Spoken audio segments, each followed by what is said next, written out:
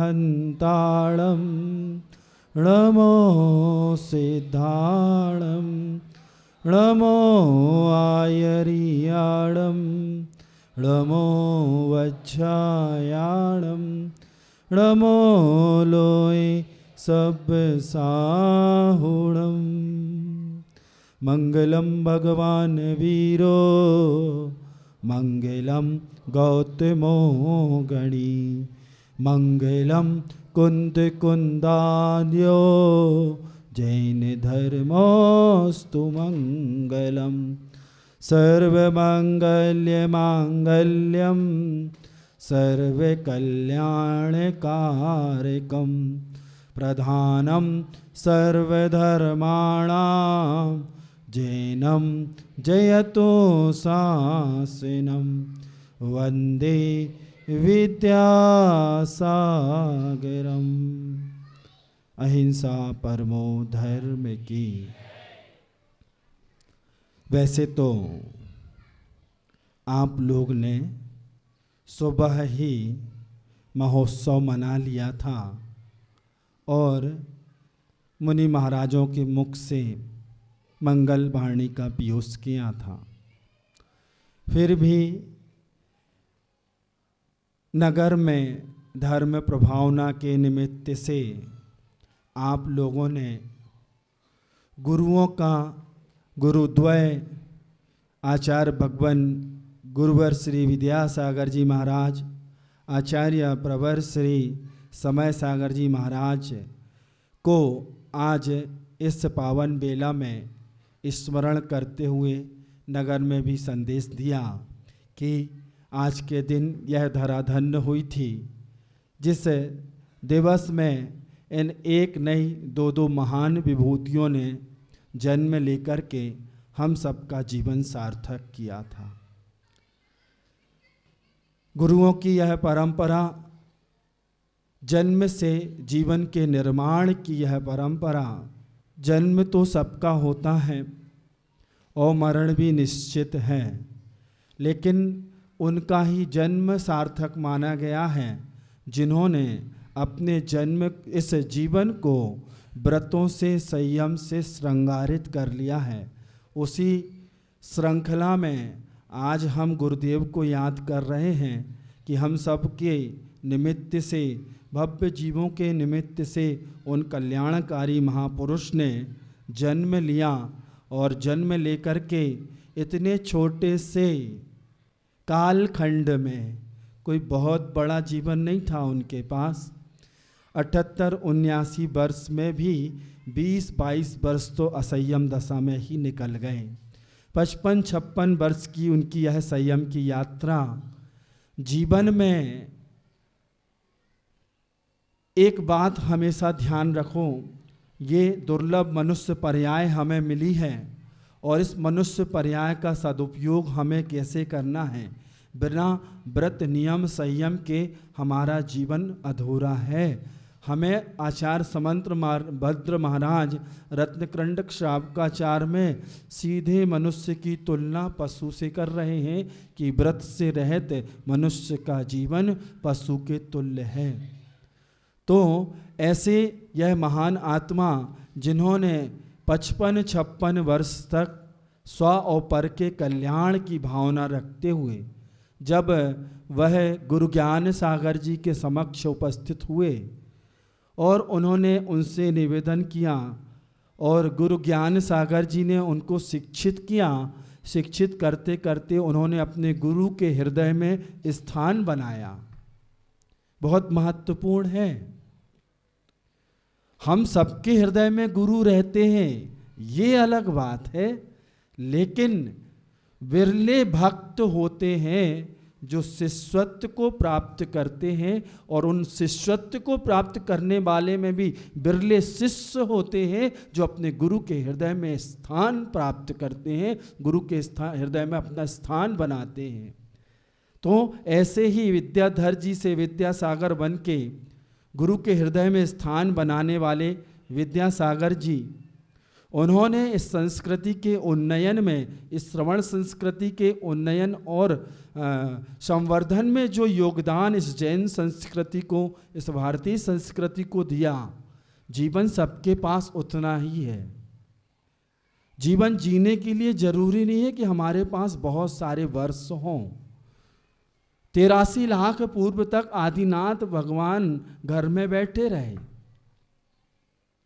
असंयम के साथ जीवन निकल गया, लेकिन अंत का जो 1 लाख पूर्व था, उन्होंने उसमें अपने आप को संयम से श्रृंगारित कर लिया। भव्य मना महामना तीर्थंकर, महान आत्माएं महान पुरुषार्थ करके इन पदों को प्राप्त करती हैं। ऐसे ही गुरुदेव भी हम सबके बीच में, हम सबके हितार्थ, प्राणी मात्र की हितार्थ, इस सृष्टि में आज जो हम और आप जीवन जी रहे हैं, आज हम धर्म के मर्म को समझ रहे हैं, आज हम यहाँ बैठे हैं, आज हम पूजा कर रहे, विधान कर रहे, छोटे छोटे व्रतों का, नियम का, संयम का पालन कर रहे हैं, गुरुओं के मुख से वाणी सुन रहे हैं, ये सब देन उन गुरुदेव विद्यासागर महाराज की है। तो उन्होंने अपना जन्म सार्थक किया।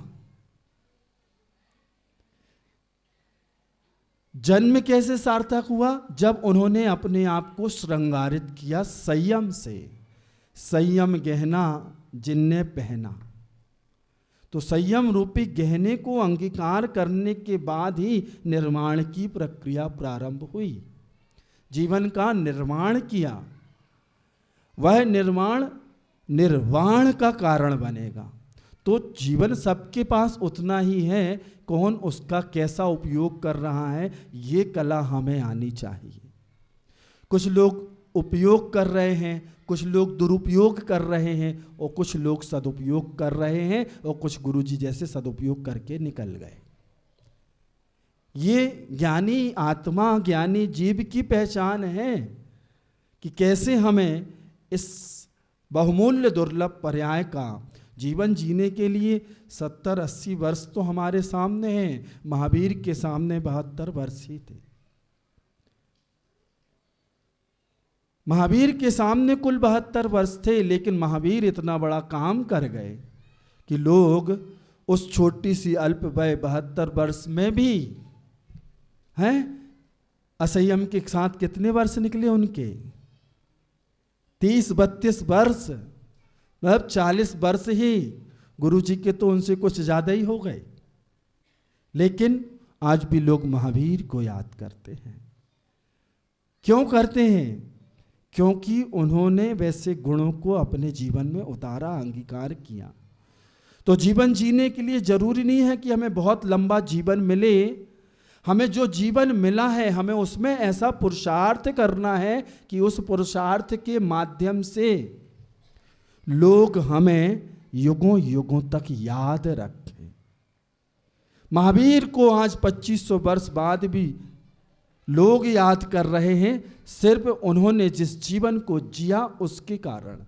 नहीं तो ऐसे अनंत अनंत जीव आए, जन्म लिए, मरण को प्राप्त हुए, आना जाना लगा हुआ है। किसको कौन याद करता है? जब तक जीवन है प्रेम से रह लो, नहीं तो बाद में फ्रेम में तो रहना ही है सबको। फ्रेम फिक्स से सबके लिए। कई कई लोगों ने तो बनवा के रखे हैं दादाजी। हाँ, एक कहानी पढ़ी थी, तो एक नाती जी अपने दादाजी से पूछता है, जे कौन है, जे कौन है, जे कौन है? तो बोलते, बेटा जे पढ़ दादा हैं, जे पढ़ के पढ़ दादा हैं, जे पढ़ के पढ़ दादा हैं, और जे दादाजी हैं, और जे हमारे पिताजी हैं। अच्छा, फिर जे फ्रेम खाली क्यों है दादाजी? अब नाती जी पूछ रहे दादाजी से, जे फ्रेम खाली क्यों है? तो अब दादाजी क्या बोले, बेटा जब हम चले जाएंगे तो हमारी फोटो लगाई जाएगी, तो फ्रेम में तो सबको रहना ही है। इसलिए जब तक जीवन है प्रेम से रहो, अच्छे से रहो, सदाचरण से रहो। ये सदाचरण ही, ये संयम ही हमारे जीवन को श्रृंगारित करेगा, हमें लक्ष्य की ओर ले जाएगा। एक घटना याद आ रही है। सुबह हमने आपको गुरुजी के बारे में बहुत कुछ सुना दिया है, आपने बहुत कुछ सुन लिया है। एक प्रासंगिक घटना में बहुत दिन से सोच रहा था सुनाने की, आज मेरा भाव हो रहा है कि सुना दी जाए। हैं? सुना दें? एक दिन बुक पढ़ रहे थे, उसमें तमिलनाडु का इतिहास लिखा है। तमिलनाडु जो प्रांत है वह जैन संस्कृति से भरा हुआ प्रांत था। आज भी आप तमिलनाडु यात्रा पर जाएंगे तो एक से एक शिखरबंद पाषाण के जिनालय, गगनचुंबी कलात्मक पाषाण से युक्त आपको देखने मिलेंगे। और समाज कहीं 5 घर, कहीं 10 घर, कहीं घर ही नहीं है। बहुत ही दयनीय स्थिति आज वहाँ पर कई क्षेत्रों में, कई स्थानों में जहाँ समाज ही नहीं है। ये स्थितियाँ क्यों निर्मित हुई?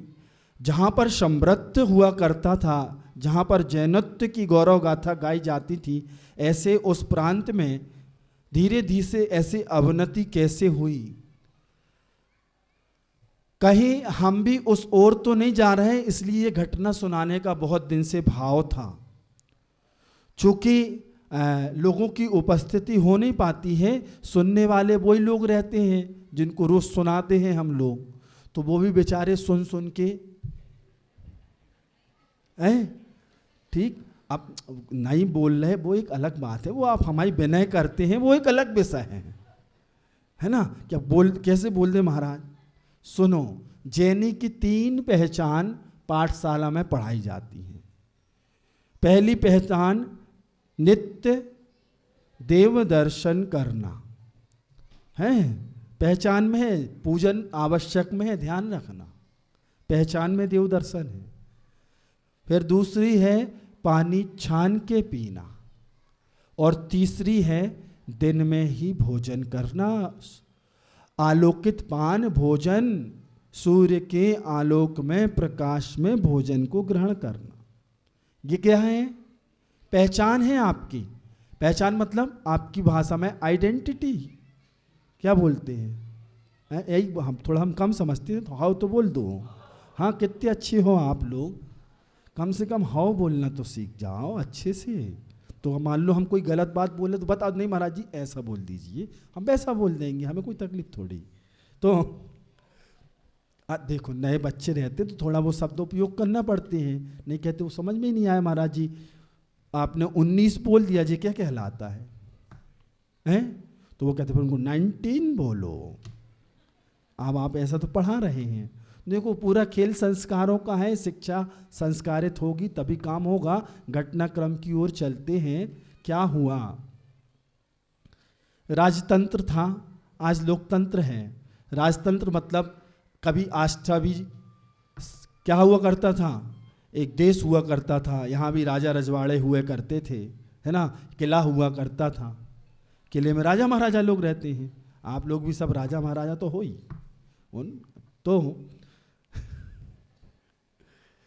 तो कहने का मतलब ये कि जितने आज जिले हैं या संभाग हैं, इतने बड़े बड़े देश होते थे, राजतंत्र हुआ करता था, और दोनों एक दूसरे को जीतने और हारने में लगे रहते थे। तो राजतंत्र में राजा का शासन चलता था, राजा जैसा चाहता था वैसा होता था, वही नीति निर्धारक होता था, वही कानून को बनाता था, उसके अनुसार सब काम चलता था।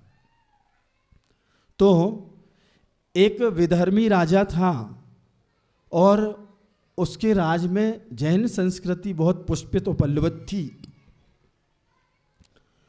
उसका किसी कन्या के ऊपर मन आ गया, वो मोहित हो गया, और वह कन्या जैन कुल की थी। राजा ने घोषणा की कि मुझे विवाह करना है और विवाह मैं जैन कुल की कन्या से ही करूंगा। डायरेक्ट ना बोल के इनडायरेक्ट बात कही जा रही थी और खबर भी पहुंचाई जा रही थी। तो जब वहाँ से थोड़ी सी उसके अनुसार सहमति नहीं दिखी तो उसने घोषणा कर दी कि मुझे विवाह करना है और मैं जैन कन्या से ही करूँगा, और जैन समाज इस बात को ध्यान से सुन ले। अब जैन समाज के ऊपर बात आ गई, अभी तक कन्या पे थी, अब जैन समाज पर बात आ गई। अब जैन समाज ने जब सुना तो क्या करें। बहुत ऊहापोह की स्थिति थी। समाज में सब प्रकार के लोग होते। कोई कहता भैया एक कन्या दे दो, क्या बिगड़ जाएगा। कोई कहता हम क्यों दे दें, बेधर्मी है, हमारी कन्या का जीवन बर्बाद हो जाएगा। सब अपने अपने प्रकार की बातें करने लगे लोग। फिर एक निर्णय हुआ कि हम कन्या नहीं देंगे, क्योंकि राजा व्यसनी भी है, बेधर्मी भी है, किसी कन्या का जीवन खराब हो। तो कुछ दो चार होते हैं बुद्धिमान, या बात को कैसे संभालना इस बात की जिनके पास कला नहीं रहती, तो एक दो लोगों ने सलाह दे दी। उन्होंने गांव के बाहर, शहर के बाहर एक झोपड़ी में एक तिर्यंच कुतिया को बांधा और उसके गले में एक चिट्ठी लटकाई और राजा को खबर भेज दी कि आप अमुक तिथि में अमुक स्थान पर आ जाइए, आपको कन्या मिल जाएगी। राजा साहब आए। देखो, कोई भी निर्णय बहुत सोच समझ के लेना चाहिए। समाज की जब भी बात हो, हमने बहुत बार बहुत चीज़ों के लिए समाज को आगाह किया है। कब कौन सी बात समाज के ऊपर आ जाए, पूरी समाज के ऊपर उसका कहना चाहिए प्रभाव पड़े, ऐसे कोई कार्य नहीं होना चाहिए। और कोई भी परंपरा डालने के पहले 100 बार सोचना चाहिए कि इसके भविष्य में क्या परिणाम होंगे। तो वह उस दो चार बुद्धिहीन लोगों का निर्णय जो था, राजा तैयार होके गाजे बाजे से उस स्थान पर पहुंचा। उसने देखा, अरे यहाँ तो वीरान पड़ा है, सामने झोपड़ी बस है, ये कैसा। वो तो सोच रहा था स्वागत होगा, अब जैसे बारात का स्वागत होता है। फिर भी उसने सोचा कोई बात नहीं, इनके यहाँ कुछ ऐसी परंपरा होगी। उसने अपने मंत्री को भेजा, जाओ देखो क्या है। कि नहीं, कुछ नहीं है साहब, बस ये झोपड़ी है सामने, झोपड़ी में जाके देखो, वहाँ तो नहीं बैठी कन्या। अब गया तो देखा कुतिया बैठी है। अब कुतिया बैठी, उसके गले में एक कागज़ लटका है बंधा हुआ। उसने निकाल के पढ़ा और वह दंग रह गया। राजा के पास आया। राजा ने पूछा क्यों, क्या हुआ। तो उसने पत्र राजा साहब को पकड़ा दिया। उसमें लिखा था कि हमारे समाज में कोई भी कन्या आपके योग्य नहीं है, कृपया आपके लिए ये ठीक है। अब राजा के साथ ऐसा व्यवहार, ये बुद्धिमत्तापूर्ण निर्णय नहीं है। कैसे परिस्थिति से निकलना है, कैसे संभालना है बात को, ये एक अलग बात होती है। लेकिन ये तो बिल्कुल बुद्धिहीनता का परिचय दिया उसने भी, जिसने भी ये निर्णय किया, और उसका दुष्परिणाम पूरी समाज को भुगतना पड़ा। वह राजा था, प्रभुत्व है, शासन है, पैसा है, ऐश्वर्य है, बल है, सब है, आप क्या कर लोगे।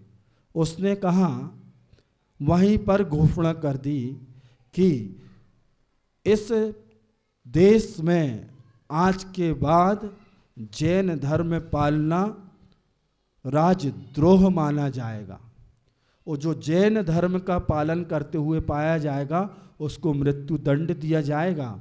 जिसको हमारी संस्कृति में रहना हो हमारे हिसाब से रहे, नहीं तो हमारा देश 24 घंटे के अंदर खाली कर दे। पूरे देश में यह मुनादी करवा दी गई। मुनादी समझते ना, घोषणा नगर पालिका कराती है आपके यहाँ। तो पूरे देश में यह घोषणा हुई, 24 घंटे के अंदर देश छोड़ो, नहीं तो धर्म परिवर्तन करो। पूरा तमिलनाडु तहस नहस हो गया इस छोटी सी नादानी पूर्व निर्णय के कारण। हजारों लोगों ने पलायन किया जो अपने धर्म और संस्कृति से समझौता नहीं कर सकते थे। कुछ लोगों ने सोचा जमीन जायदाद व्यापार कैसे सोचें, छोड़ें। जो लक्ष्मी के दास थे वो वहीं बने रहे, उन्होंने धर्म परिवर्तन कर लिया। कुछ लोग निष्ठावान थे जो छोड़ भी नहीं पा रहे थे धन संपत्ति वैभव और धर्म, तो लुक छुप के धर्म करते थे। व्यापारी है, व्यापार के लिए आना जाना होता है। एक व्यापारी एक दिन दूसरे नगर में व्यापार के उद्देश्य से हाट करने गया। शाम को वापस लौट रहा था। जैनी की पहचान 3 हैं, पानी छान के दिन में और नित्य देव दर्शन। आज पहचान ही उसके लिए अभिशाप बन गई। सोचो आप, संध्या बेला होने लगी, उसके साथ भोजन था। बनिया कहीं भी जाएगा, कुछ ले जाए चाहे नहीं ले जाए, लो चाई पुड़ी है, पुड़ी तो ले ही जाएगा। अब मान लो वो मालवा का है और पोरवाल समाज का है, तो क्या ले जाएगा? पुड़ी के साथ जीरावन है। अब जीरावन ले गया वो, मान लो पुड़ी ले गया, नमकीन, सेब, जो भी सूखा आइटम थोड़ा काम चल जाए, पानी में सेब डालो, जीरामन डालो, वो पुड़ी मिला लो, खा लो। सेब की सब्जी जल्दी बन जाएगी। अब अपना अपना है। उधर बुंदेलखंड में जाओ तो उधर पे पुड़ी के साथ अचार पापड़, नहीं तो सबसे अच्छा, कोई टेंशन नहीं, सत्तू मनमत्तू, कब घोलूं कब खाऊं कब जाऊं। हाँ, फटाक से कटोरे में घोलो, खाओ और जाओ, ज़्यादा टेंशन नहीं।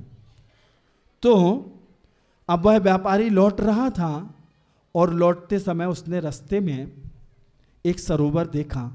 जैनी था, अपने सिद्धांतों से समझौता नहीं कर सकता। जिसके माता पिता ने यदि संस्कार दिए हैं, आज के संस्कार आप जानो। हमने अभी ऐसा सुना था कि कहीं से कुछ लोग यात्रा पर गए थे, टूरिस्ट प्लेस पर गए थे, संभ्रांत परिवार के लोग गए थे, अच्छे अच्छे परिवार से, जैन धर्म को मानने वाले गए थे, जैनी गए थे। अब पैसा खर्च करके घूमने आए हैं, तो वहाँ पर जो जो घूमने के स्थान हैं उनमें जाना है। अब कहीं की टिकट मान लीजिए 4,000 रुपया है, वो जाने योग्य स्थान नहीं है आपके, लेकिन अब आए हैं घूमने तो देख लो, कब आएंगे कब देखेंगे। उन्होंने कहा क्या है? कैसीनो। अब उसमें क्या होता है?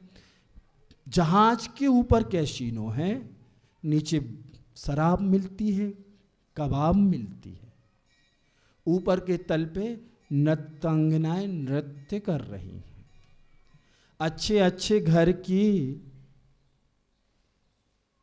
संस्कारवान माताएं बहनें, उनके श्रीमान जी साथ में।